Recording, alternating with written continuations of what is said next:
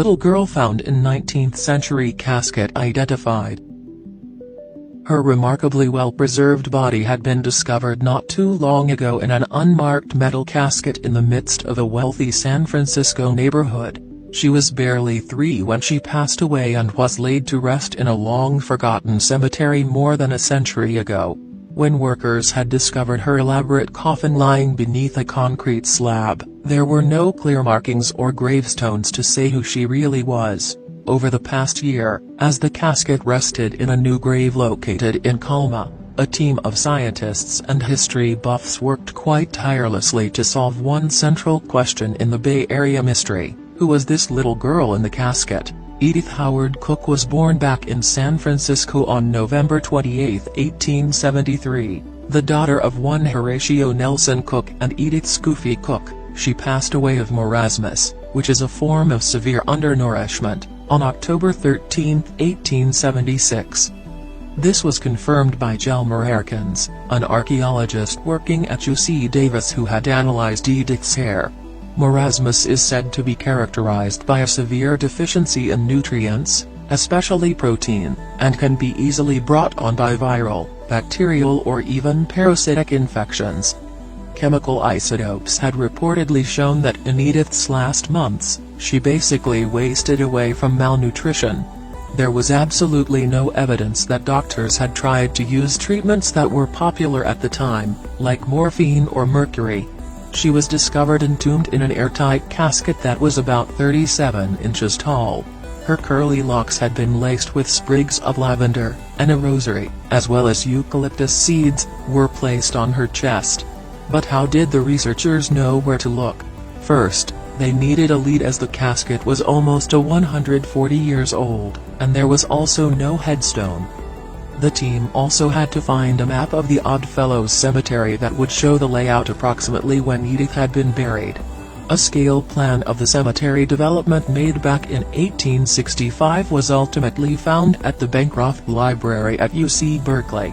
Researchers then overlaid the cemetery map onto the neighborhood where the casket had been found.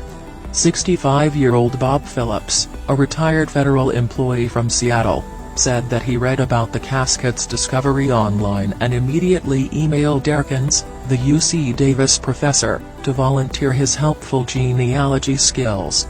Phillips had traced Edith's family right back to the 1600s and then up to the modern times. He finally discovered someone he believed to be the living grandson of Milton Cook, Edith's older brother. But the descendant, Peter Cook, 82, did not know his family tree on his father's end back almost a generation. Some of the names that Phillips mentioned sounded quite familiar, but there wasn't enough to actually confirm that Peter Cook was truly related to Edith Cook, who would have possibly been his great-aunt. The team then decided to meet Peter Cook at his house in the fall and took a saliva swab to test his DNA. Using just a handful of hair strands that were a few inches long straight from Edith's scalp, Erkins and UC Santa Cruz Ed Green, the biomolecular engineering associate professor, had mapped the girl's DNA as well as the chemical isotopes. The follicle tissues provide a certain kind of DNA that contains genetic information from both the parents. But it is much more difficult to harvest, as well as the mitochondrial DNA, which only shows the mother's genetic information but is in much greater abundance. Because the girl had been in a casket for more than 140 years, just about 10% of the DNA sequenced from the hair actually belonged to the girl. The comparison that was concluded between Peter Cook's DNA and Edith's had turned up a 12.5% match along unusual genomes that can only be identical along direct descendants. Edith had been the first daughter and the second-born child in the Cook family, who was reportedly prominent in San Francisco during the latter 19th and the early 20th centuries. The Scoofy family, on Edith's mother's end, was said to be among the first pioneers to actually arrive in San Francisco at the peak of the gold rush, as stated by Phillips, the amateur genealogist who had helped find the girl's identity.